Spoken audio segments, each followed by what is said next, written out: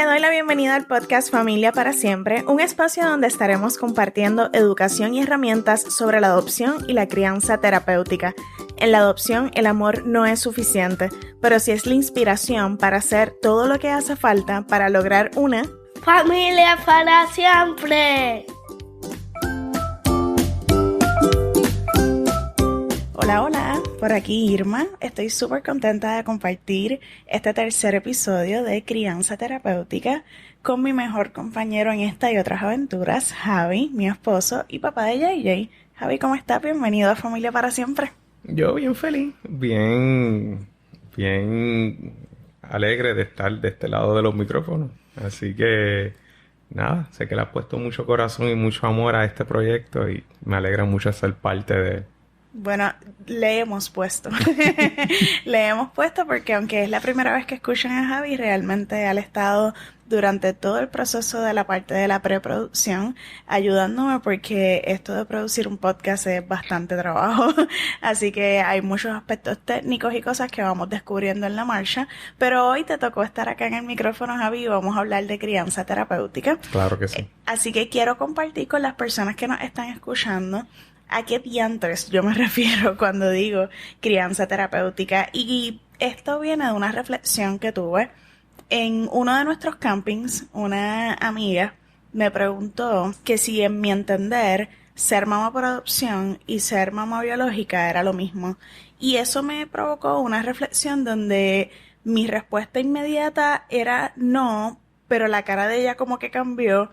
Y tuvimos que aclarar de dónde venía la cosa. Y entonces era como que no es lo mismo, pero sí es lo mismo. Sí es lo mismo, pero no es lo mismo. Hay una contradicción. Y sí es lo mismo en el sentido de que el amor que se siente por esa personita que ahora es parte de tu vida, todas las locuras que uno está dispuesta a hacer por esa persona que tú amas, que llama hijo, hija o hije, pues yo creo que en comparación con otras mamás biológicas con las que comparto, pues yo lo siento bastante igual. Sin embargo, cuando hablamos del tema de adopción, pues no es lo mismo porque hay una gran historia de mi hijo que yo no conozco, hay unas consecuencias que manejamos en el día a día por cosas que no conozco y entonces es como un descubrimiento, hay un historial de trauma que nos toca sanar, ¿verdad? Y asumimos esa responsabilidad con mucha seriedad, pero nos toca sanar. Entonces yo llamo que es una crianza terapéutica porque más allá de acompañar a una personita a crecer,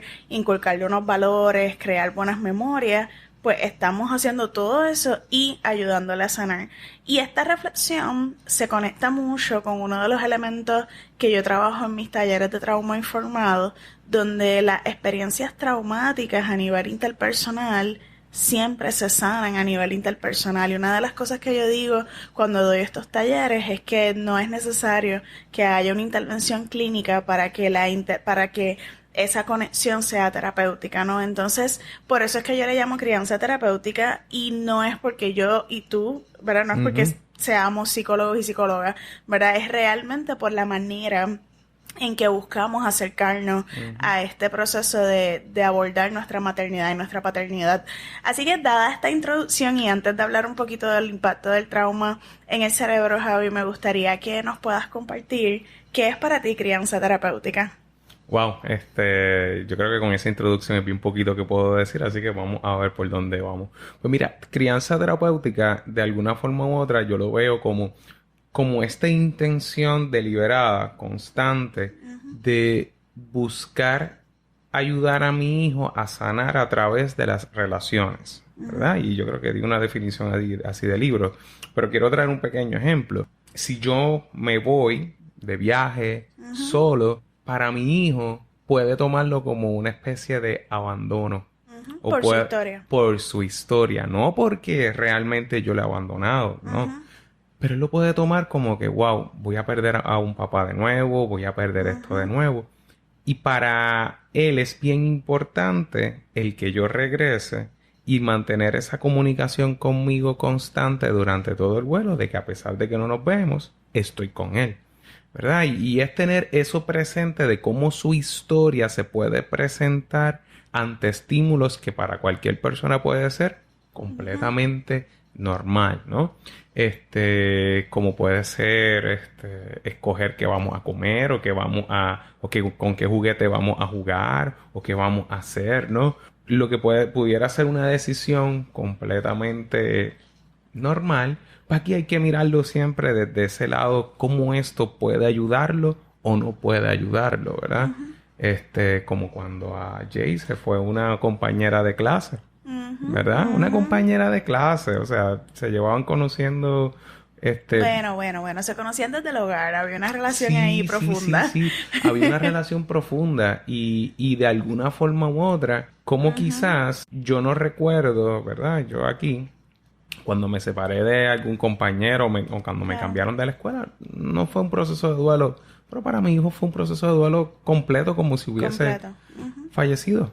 Sí, como y de si no hecho, lo fuese a ver. esa experiencia que tú mencionas, la recuerdo y la recuerdo como la primera experiencia donde JJ tuvo la oportunidad de despedirse de alguien. De que tuvo la primera... Sí, recuerdo eso, wow. Fuimos muchas las personas adultas que estuvimos conspirando en ese momento para proveerle a él un espacio donde él pudiera tener un cierre, porque parte de su historia en sus primeros 6 años de vida es que no tuvo un cierre en muchas de sus relaciones. No, para nada. Y cómo en esa ocasión creamos una confabulación entre todo y toda maestra, ayudantes, todos, como que mira, esto va a pasar, esto es un evento, es bien importante el apoyo. Y cómo todas se organizaron y pudimos manejarlo de forma efectiva, de que pues mi hijo lloró, claro que va a llorar,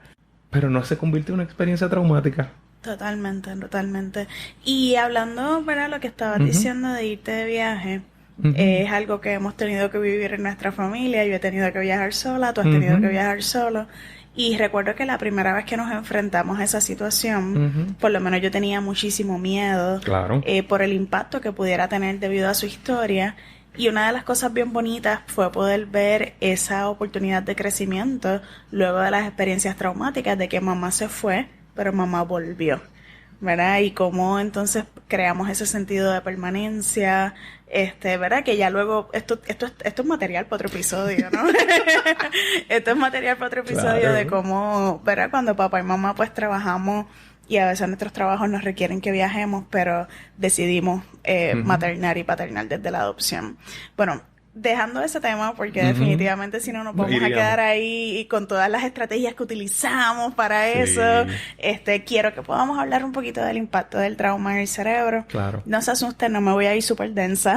Voy a tratar de ir lo más concreta posible, y para eso quiero que usen su imaginación. Voy a compartir con ustedes un ejemplo que vivimos. Fue una experiencia bien práctica, bien hands-on en un adiestramiento de TBRI que estuve tomando.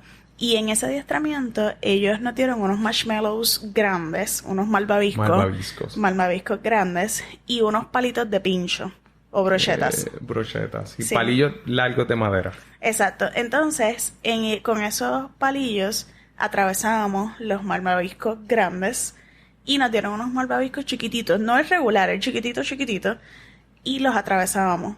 Y era tratar de ver cómo quizás esos palillos, al atravesar el malvavisco grande, tienen un impacto en el malvavisco. Tú puedes ver el rotito, puedes ver la herida, y si son muchas, pues definitivamente se ve. Pero cuando el malvavisco es chiquito, el impacto era casi que lo destruía, ¿no?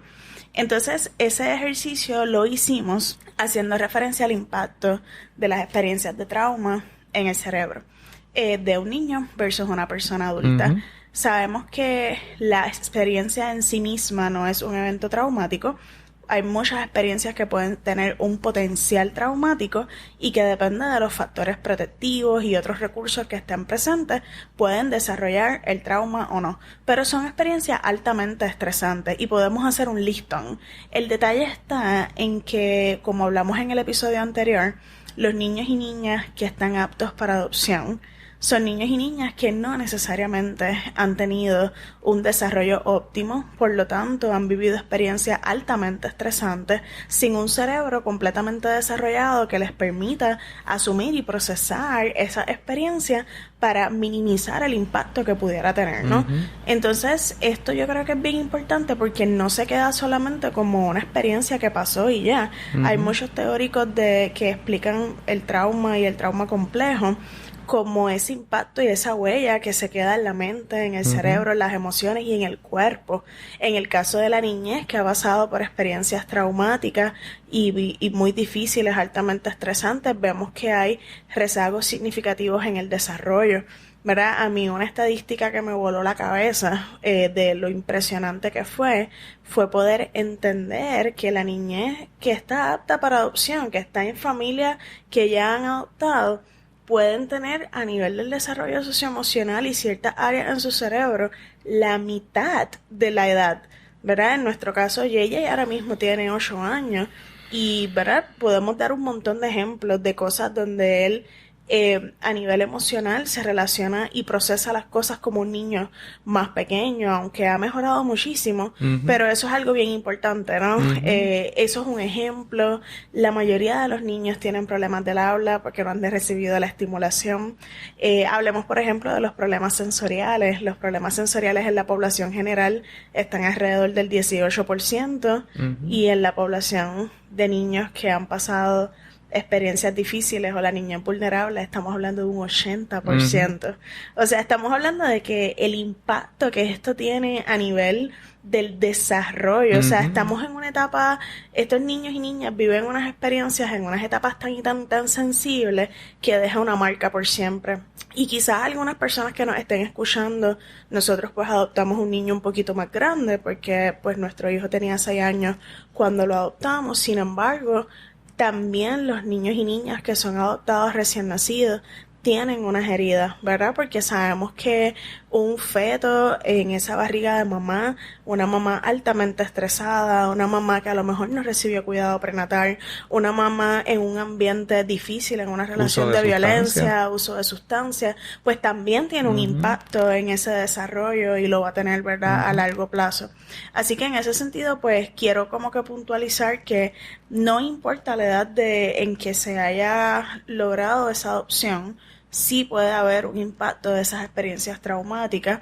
Ahí, ay Dios mío, se me olvida el nombre ahora, creo que le llaman la herida primaria, que es esa herida que no importa la edad de la adopción, siempre va a estar presente porque es la ruptura de la separación de la conexión de la persona en la que tú creciste versus el ambiente donde estuviste, ¿no? Así que no importa la edad en que se haya logrado esa adopción, siempre va a haber un impacto del trauma.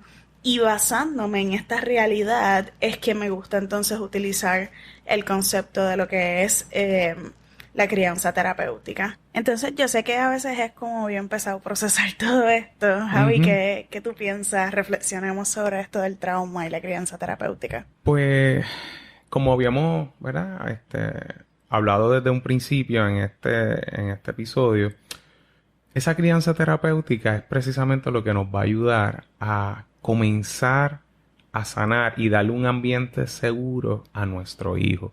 Que a pesar de que yo me pueda molestar con él, de que él pueda hacer algún tantrum o perreta, o que él nos falte el respeto, o sea lo que sea, no importa lo que pase, él siempre va a estar seguro. Y brindarle esa seguridad no es solamente yo decirle, es también que él lo sienta. Claro, porque no es lo mismo que tú y yo como personas adultas sepamos que él está seguro versus que él sepa que se siente seguro. Y se siente seguro. Es como, es bien curioso porque esto me sucede muchísimo en la clínica cuando tengo a los padres y estamos hablando de validación entre otras cosas y sale mamá o papá, especialmente papá, todo el contexto machista. Es que ella sabe que yo la amo. Ella sabe que yo lo amo. ¿Y cuántas veces se lo dices? ¿Cómo se lo demuestras? Es que ella lo sabe. Es que con que ella lo sepa no es suficiente. Es que tiene que haber una conducta. Tiene que haber algo que refuerce eso. Porque si yo digo te amo, pero no hay una conducta que vaya atada a ese pensamiento, a esa emoción, No pasó nada. no pasó nada. No pasó nada. Es como el ejemplo que yo utilizo mucho de la dieta para bajar de peso. Tú podrás conocer, o los ejercicios, tú podrás conocer todos los ejercicios para tonificar tus músculos y los puedes saber, los puedes recitar como una poesía. Pero si no lo pones en práctica, de nada te sirve saberlo. Claro. ¿Me sigue? Y cómo precisamente el dejar de saber constantemente, mi hijo, de que se siente seguro, es terapéutico. Y hubo algo bien interesante que cuando comenzamos en todo este proceso de adoptar, una de las cosas que nos dijo una trabajadora social, que no recuerdo quién fue, me dijo, los niños y niñas que están en este proceso de adopción, mínimo pueden presentar una negligencia. Exacto. Mínimo. Negligencia. Porque si está en ese punto, es que pasó algo difícil en su vida. Claro. Pasó algo malo.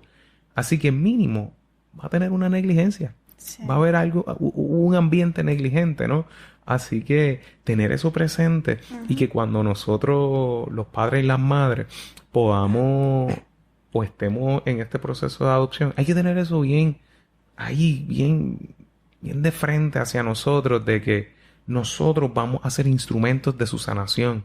Somos nosotros, porque de la misma forma nosotros también podemos ser instrumentos de aumentar esas heridas. Heridas, agrandarlas. Y por eso es que ser mamá o papá por adopción es una responsabilidad muy grande. Y con esto que yo estoy trayendo, no es que yo quiera comparar qué maternidad o paternidad es más fácil o es más difícil. Hay unos retos. Yo creo que maternidades o paternidades biológicas o adoptivas, cada una tiene sus retos, ¿verdad? Y este es nuestro reto. Claro. Este es nuestro reto. Y que lo escogimos. Totalmente. Es un reto que escogimos y que en nuestro caso nos preparamos y aún preparándonos no sabíamos nada en el momento que nos tocó, ¿verdad? Definitivo. Y yo creo que en el primer episodio yo hablé un poquito sobre eso, de cómo nosotros nos sentíamos bastante confiados por nuestra preparación, porque leímos, porque escuchamos podcasts, pero a la hora de la verdad, de enfrentar los retos, pues no teníamos estrategia, ¿verdad? No fue hasta que llegó TVRI y nos salvó la vida. El próximo episodio va a ser de TVRI, así que hoy no profundicemos tanto ahí. Pero definitivamente TVRI fue una de los pilares que nos ayudó como a poder estructurar mejor esta cuestión de la crianza terapéutica, porque aunque ambos, Javi y yo, ambos tenemos mucha formación en psicología y trauma. Yo llevo trabajando el tema de trauma en términos de violencia de género muchísimo tiempo. No es lo mismo cuando uno está en el meollo del asunto. Y algo que yo siento que nos ayudó bastante es que tú y yo estábamos como muy claros que este proceso no era sobre nosotros. Con todo y eso, tuvimos expectativas que se rompieron y se hicieron pedazos. ¿Tú te acuerdas? Con todo y eso tuvimos esa experiencia, pero el poder estar muy claros en que este proceso no era sobre nosotros y era sobre nuestra cría, pues yo creo que hizo la diferencia en que pudiéramos como volvernos a reenfocar hacia el objetivo, que era como que asumir esa crianza más terapéutica para ayudarlo a sanar. Me acuerdo incluso cuando empezamos a vincularnos con él, que nos preguntaban si ya habíamos comprado cositas y nosotros, no, queremos que él las pueda escoger, queremos que este espacio sea a su gusto. Sea suyo, que pinte si quiere pintar. Y es que precisamente eso es basado en esa crianza terapéutica de que en su vida nuestro hijo pasó por muchas situaciones donde él no pudo escoger. Claro. Él no pudo escoger, su voz no fue escuchada. Yo prefiero estar aquí, yo prefiero esto, yo prefiero lo otro. Eso no pasó con él.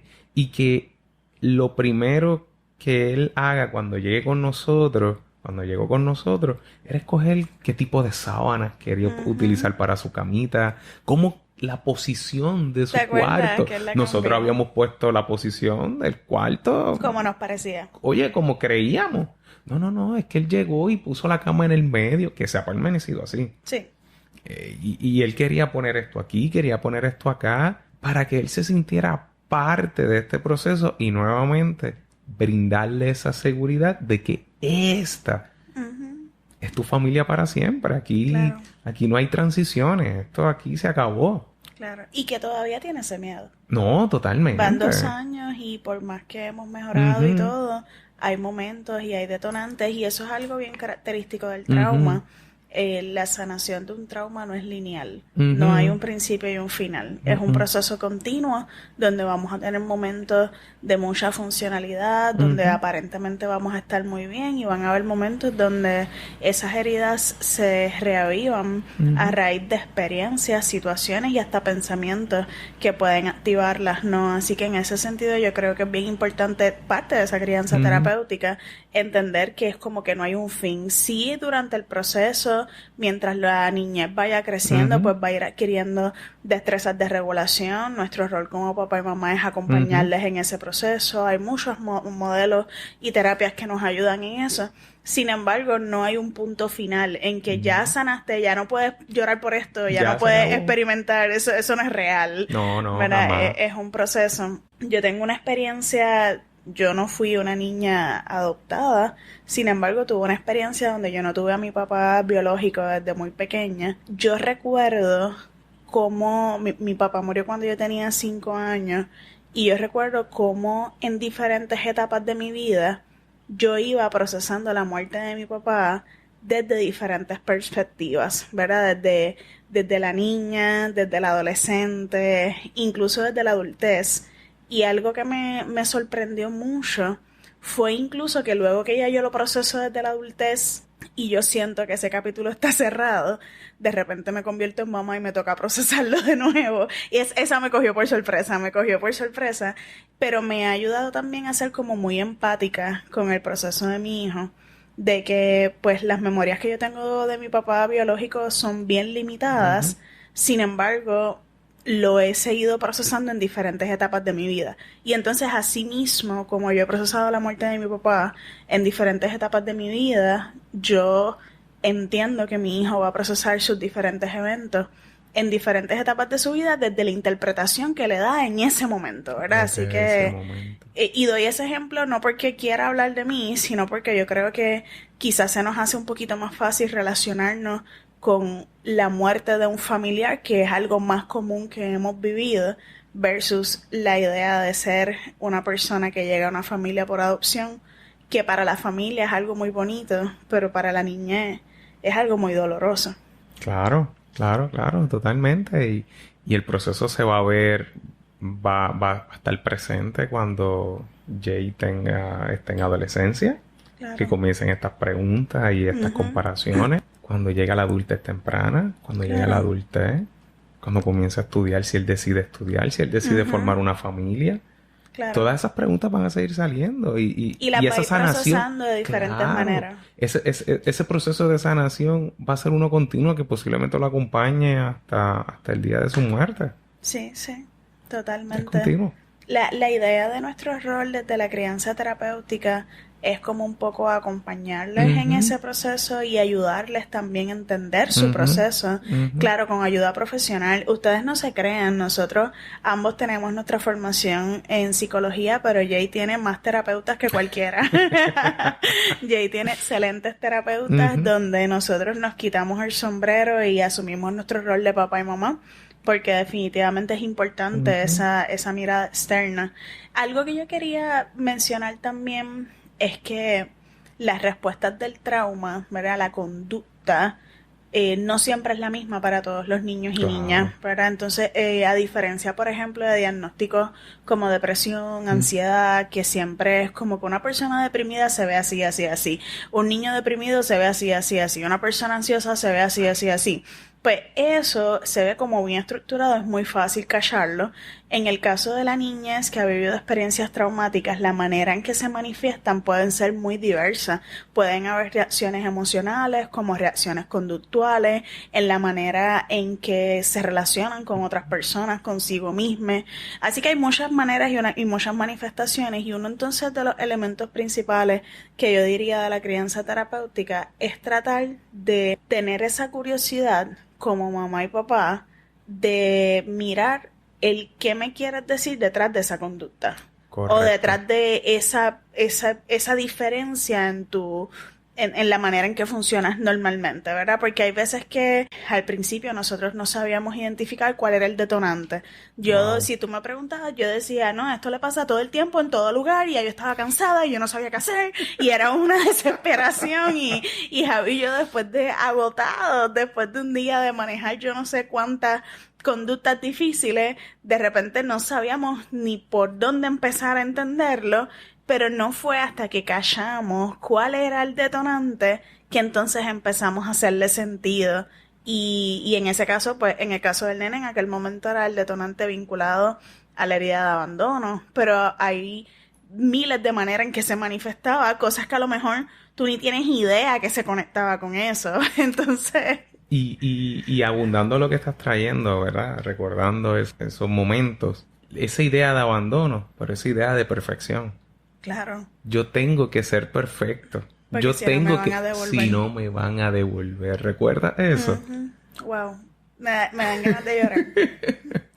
Difícil. Me dan ganas de llorar. O sea, nuestro chico, él cuando comenzó a vivir con nosotros, niño modelo.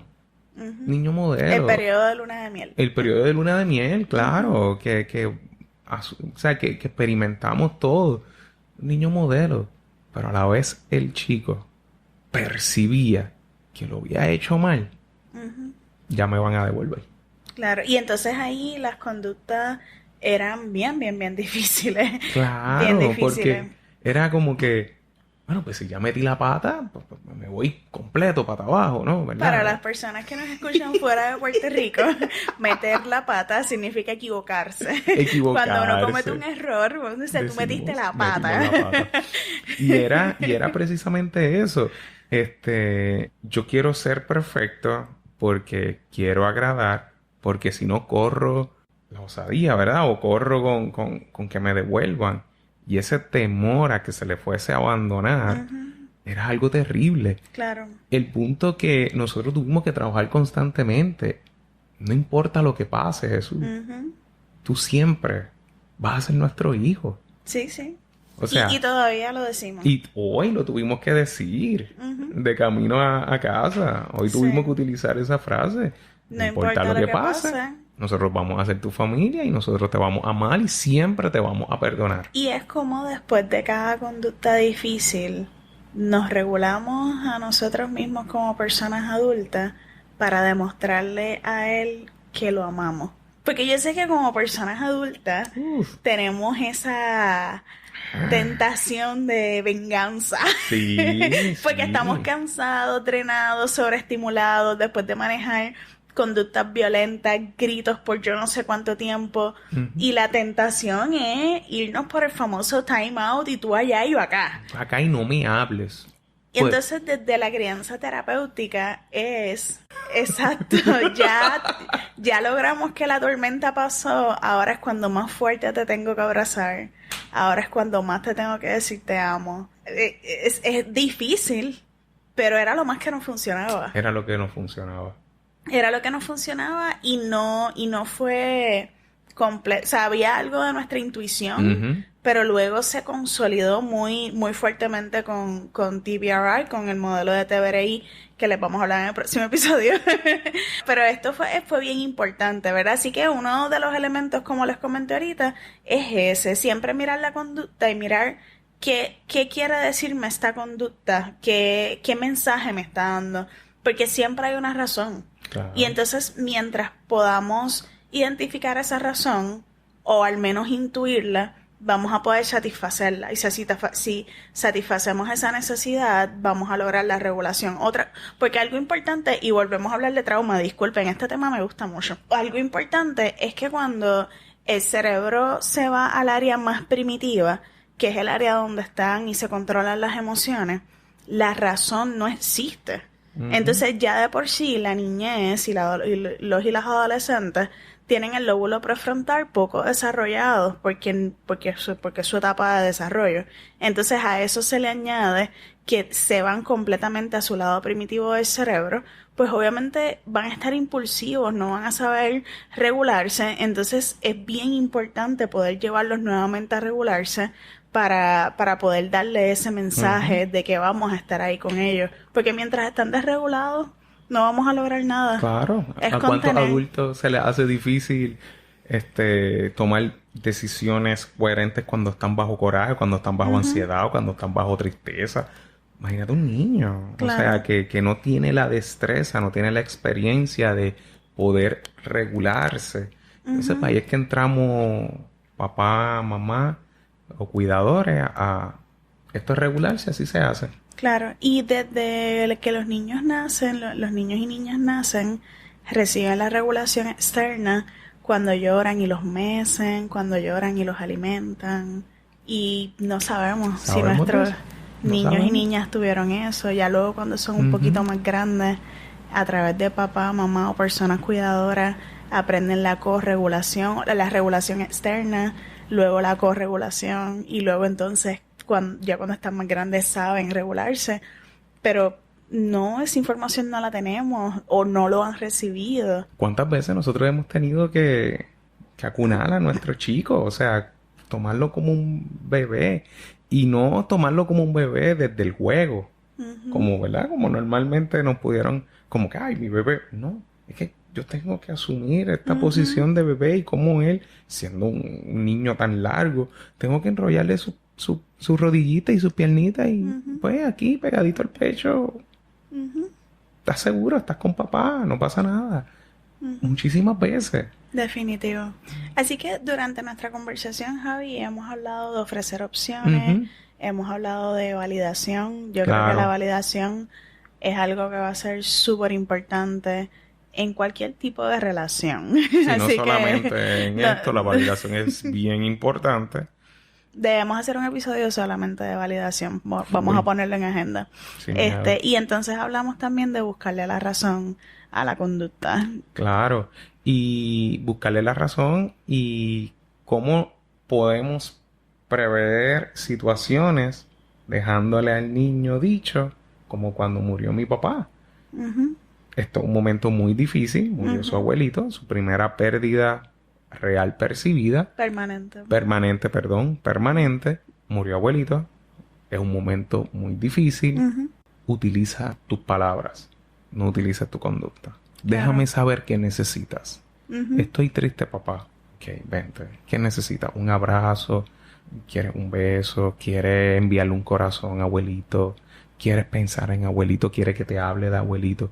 Pero pídemelo. Claro. Pídemelo. Incentivar a usar las palabras. Hoy yo tuve una situación similar casi siempre. Yo soy la que lo llevo a la escuela y los lunes son particularmente difíciles. Nosotros le llamamos el duelo de los lunes. Y es porque luego de estar todo el fin de semana juntitos, pues es difícil para JJ quedarse en la escuela. Y hoy él me decía que quería quedarse conmigo. Yo le estaba diciendo porque yo tenía que ir a trabajar. Entonces él estaba muy triste y me lo manifestó. Pues en ese momento, número uno, siempre validar, pues puedo entender que te sientas triste. Y en ese momento yo le hice una pregunta porque yo sé que los abrazos le ayudan a sentirse mejor. Y yo le pregunté, ¿cuántos abrazos necesitas? Y él me dijo 2. Y yo le dije, pues te voy a dar 3. E inmediatamente él asumió su liderazgo. 1 dentro de la guagua, 1 cuando nos bajemos y 1 antes de entrar al salón. Ya está. Y él ahí cogió sus abrazos y entonces pudimos definitivamente hacer esa transición y recordándole siempre de que mamá te va a ir a buscar por la tarde, en este caso mamá o papá, quien le toque ir a buscarlo. Así que bueno, pues hemos hablado de diferentes temas, Javi. No quiero que estos episodios se extiendan demasiado. Sí. Definitivamente aquí hay mucha tela para cortar y por eso es un podcast que tendrá muchos episodios, esperemos. Antes de despedirnos, Javi, ¿hay algo que quiera compartir en relación a lo que es crianza terapéutica? Yo creo que la educación. La educación es esencial, o sea, no por querer sacar el título ni nada por el estilo, pero Irma y yo pues somos psicólogos clínicos y no era suficiente lo que sabíamos. No era suficiente. O sea, necesitamos educarnos. Si queremos proveerle un espacio seguro a nuestro niño, tenemos que saber qué es seguridad, definir qué es seguridad para el niño, entre otras cosas. Hay que leer, hay que buscar. No podemos caer en este decir de como esto le funciona a mami, me va a funcionar a mí. Eso es terrible. Bandera roja, súper bandera roja. Sí, eso no debe pasar. No, porque como a mí desde muy pequeña me daban correazo y mira, ahora yo soy una persona completamente derecha. Insomnio, ataques de ansiedad. Insomnio, ataques de ansiedad. Vamos a Pobre ponerlo. regulación emocional. Claro, o sea, el 30% de los adultos en Puerto Rico tienen algún diagnóstico de salud mental. No me vengan a decir que entonces esa crianza pues, fue Claro. efectiva. No es que estoy criticando esa crianza. Yo creo que Hicieron las lo que abuelas y las abuelas y nuestras abuelas y nuestras madres hicieron lo mejor que pudieron con los recursos que tenían, con la Claro. información que tenían. Y qué bueno que mencionas el género femenino, porque Ujú. en esas épocas era realmente la mujer quien se encargaba de la crianza. Sí, no, el hombre- no tenía ninguna participación. Totalmente. Así que... Que eso también tiene un impacto en la carga que asume la mujer. O sea, algo que Javi y yo hemos sabido hacer.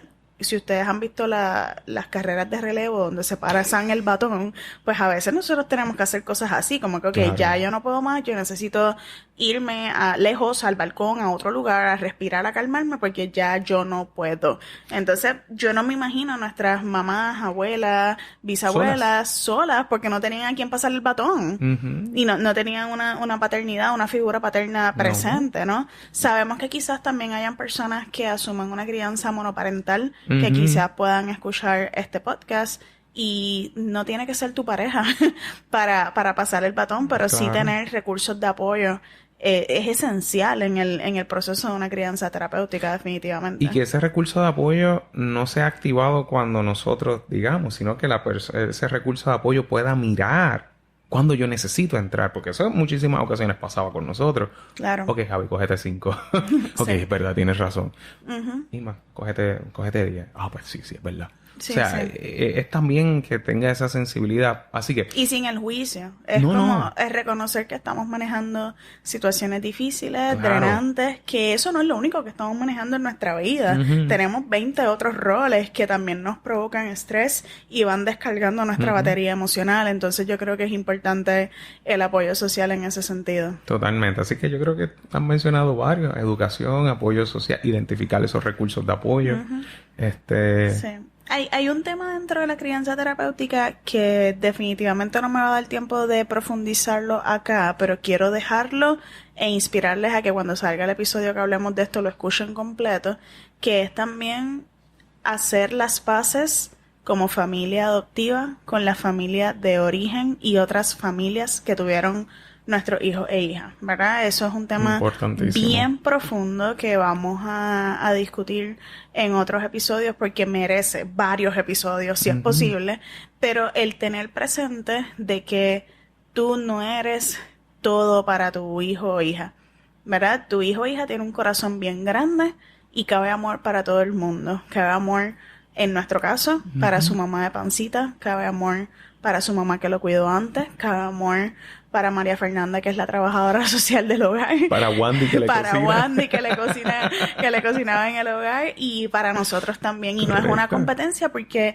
tu hijo o tu hija llega a tu vida completo, con una historia desde su nacimiento hasta el momento donde llegó a donde ti. Y porque llegó a donde ti y tú seas su familia para siempre, no significa que aquí hay un borrón y cuenta nueva. Eso iba a decir.